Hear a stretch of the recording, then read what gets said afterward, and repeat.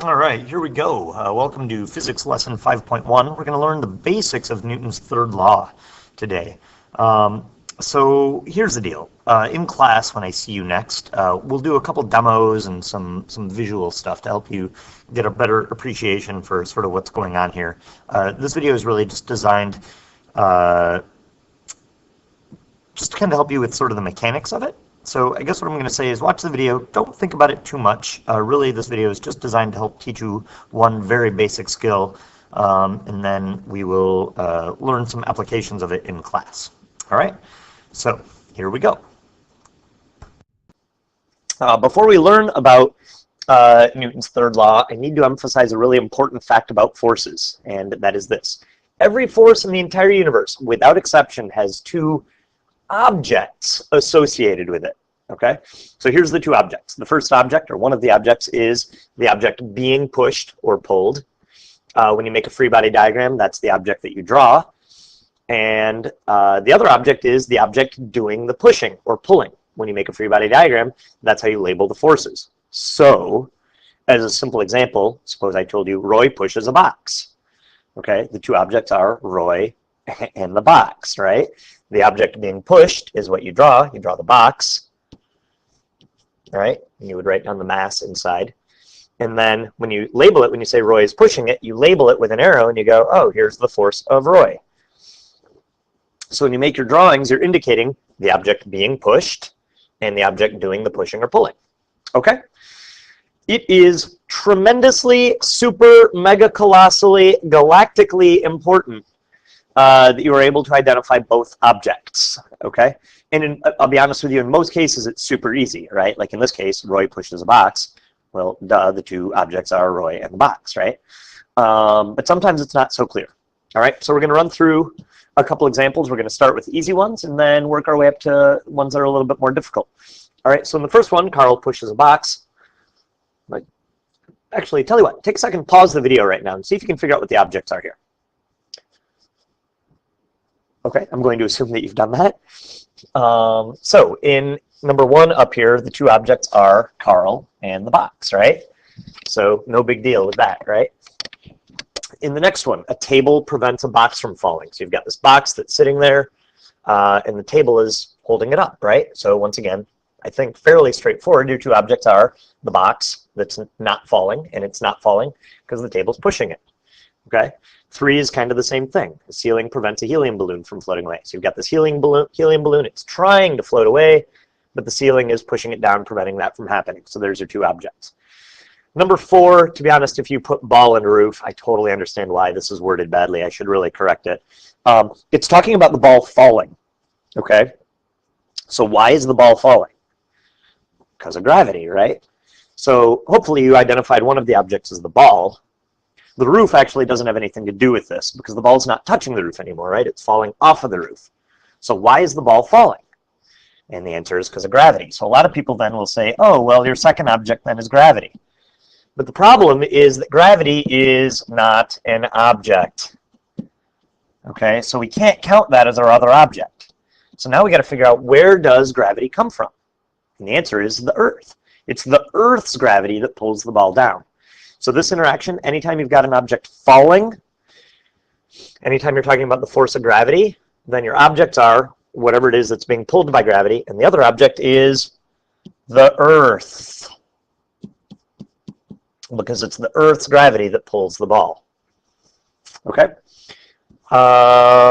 In the next example, a baseball player slides to a stop. So hopefully it was clear that one of the objects is the baseball player.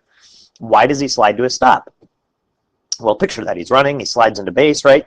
Very exciting. What's causing him to stop? Friction, right? So, but once again, friction isn't an object. It's not something you can physically touch. So friction is not an object. All right, so what is it? It's friction between the baseball player and the ground or the earth or whatever. So our second object here would be the ground or the earth. I'm going to write earth just because it's a shorter word than ground. You could say dirt, whatever. But you got to pick a physical object that you can touch. And neither gravity nor friction are physical objects you can touch. All right. Excuse me. The last example here is kind of a silly one. A magnet sticks to a filing cabinet. So you've got this magnet. The filing cabinet is attracted to it. So your two objects are the magnet, oops, and the filing cabinet. Okay. So anyway, that's got to be your first step. When you're doing a Newton's third law problem, your first step has to be figuring out what those two objects are. Okay? Excuse me. I'm sorry. I'm so sniffly. All right. So here's what Newton's third law says. It says for every action force, there's an equal and opposite reaction force. Okay? For every action force, there's an equal and opposite reaction force. So it's the forces that are equal here. All right? In simplified terms, it's this. Anytime object A pushes or pulls object B, okay, so you've got two objects, object A and object B. Anytime object A pushes or pulls object B is going to push or pull object A with an equal amount of force in the opposite direction. Okay? So, here's what that means. Suppose you've got an action force. Object A pushes object B forward. Okay? Your reaction force then is going to be object B pushes object A backwards. So, action, A pushes B forwards. Reaction, B pushes A backwards. All right? So the idea is, in most of these problems, what's going to happen is you're going to be given an interaction, and you're going to figure out what your action is. Okay, so it'll be object A pushes object B in a certain direction. Okay, your reaction, all you're going to do is you switch your two objects. Okay, instead of A pushes B, it's B pushes A. So these guys get flip-flopped, right? So instead of A pushes B, it's B pushes A. Your verb is still the same. If this is pushes, this is pushes. If this had been pulls, then this would have been pulls. And then your direction just changes. So instead of being pushed forwards, it's pushed backwards. If this had been up, this would have been down. If this had been north, this would have been west. Okay? So, a couple important things to notice, and I just said this. First of all, if the action is a push, the reaction is a push. If the action is a pull, the reaction is a pull. Okay? Next, the action and reaction occur simultaneously. The entire time these two objects are in contact or interacting with each other, they're both interacting with each other. So as long as object A is touching object B is also touching A. Okay? Which force is the action and reaction doesn't really matter. So they're interchangeable. On this problem, I made this the action and this the reaction. I could have flipped that, and it doesn't matter because they happen simultaneously. All right?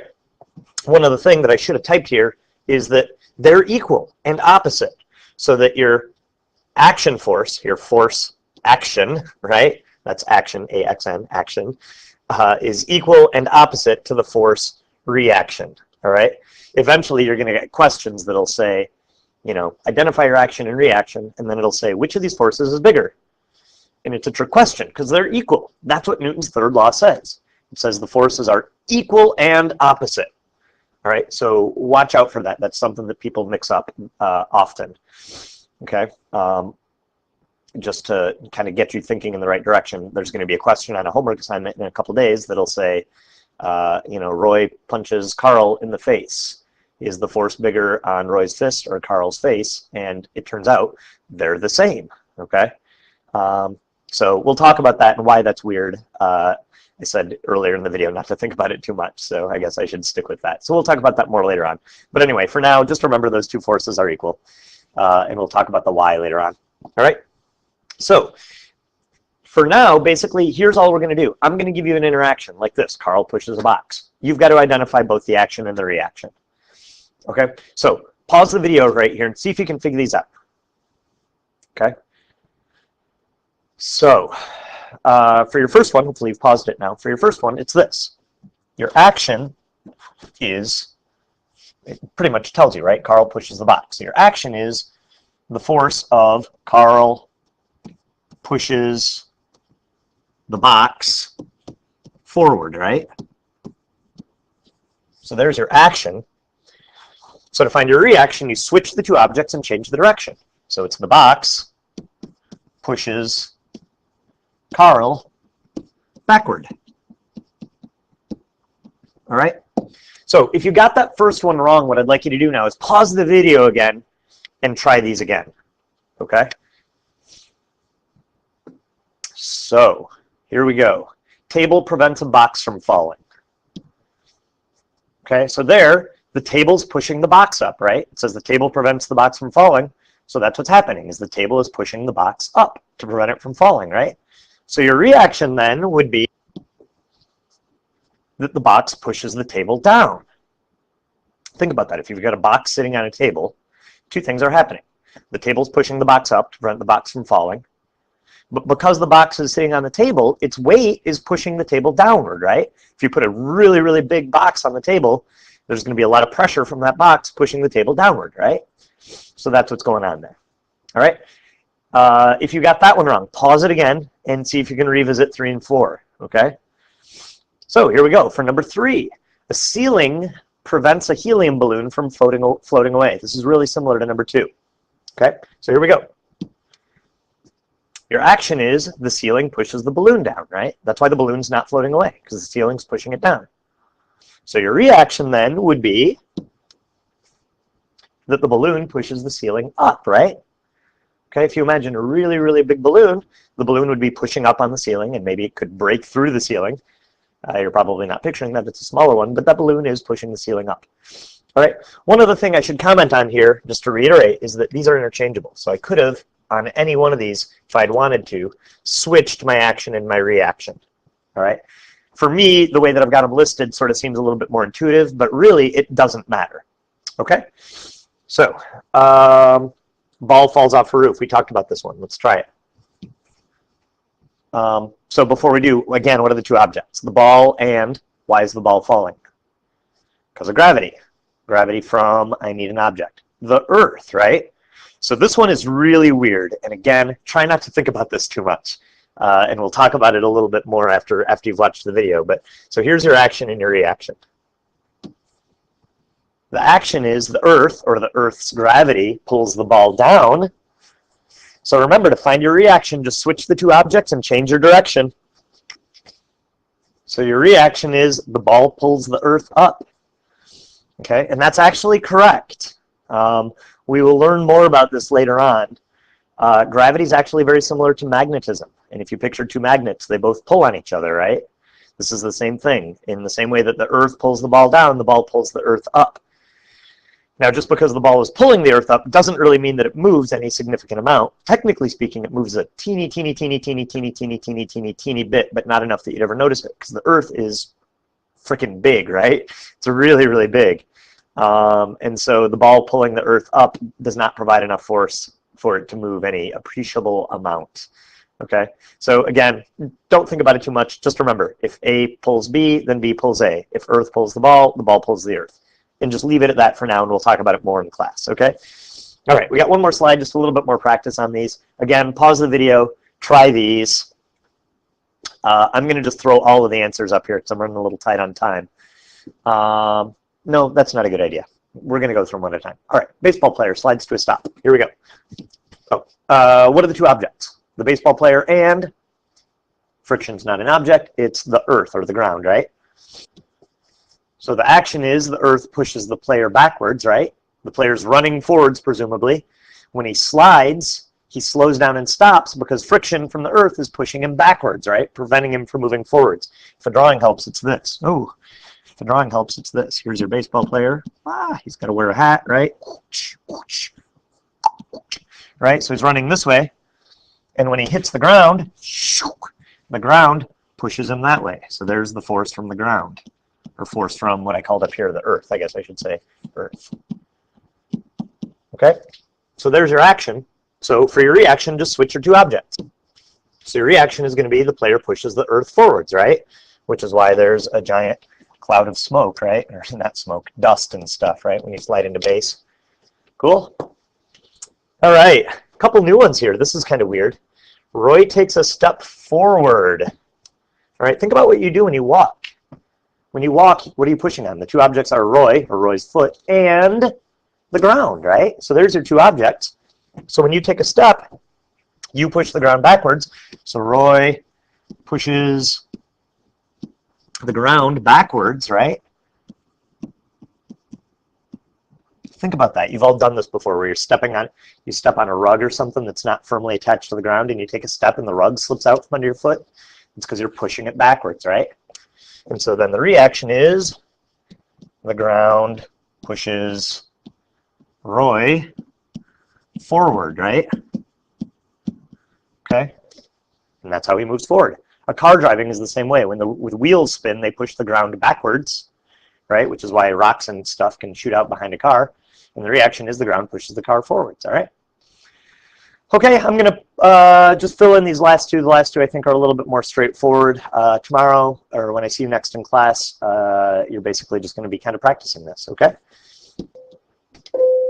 Oh no, the bell has rung.